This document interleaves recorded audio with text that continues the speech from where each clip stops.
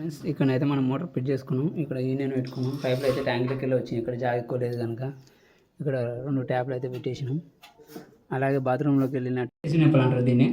ఎందుకోసం అంటే గోడ గాలులు కొట్టినప్పుడు ఏమైందంటే ఇటుక మీదనే గాలులు కొట్టినాం. అసలు అసర్కార అయిపోయినాక గాలులు కొట్టవలసి ఉంటుంది. ఇలాగ బ్రాస్ అనేది లోపలికి వెళ్ళిపోయింది. టైల్స్ వేసే వరకు దోయించుకొచ్చేసింది.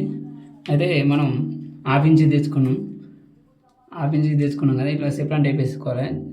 ఎస్ఎస్ నొప్పలు వేసుకొని ఇట్లా సెప్లాన్ టైప్ వేసుకొని మంచిగా వేసుకోవాలి. ఎంత లోతుకు పోయిందనేది చూసుకొని వేసుకోవాల్సి ఉంటుంది.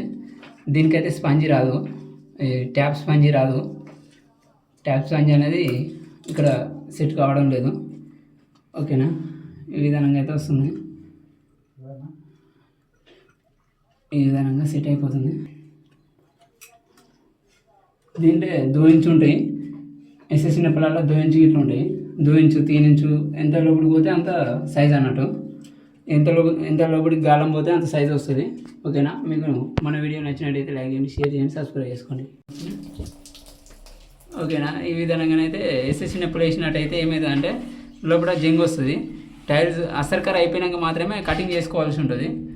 అసర్కర అయిపోయినాకనే కటింగ్ చేసి పైపులు వేసినాం అనుకో కొద్దిగా బెటర్ ఉంటుంది. టైల్స్ అనేది ట్యాప్కు మాత్రమే వస్తాయి.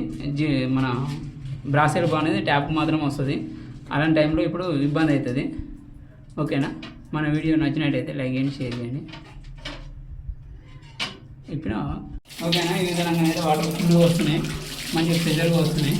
అయితే మన వీడియో నచ్చినట్టయితే లైక్ చేయండి, షేర్ చేయండి, సబ్స్క్రైబ్ చేసుకోండి.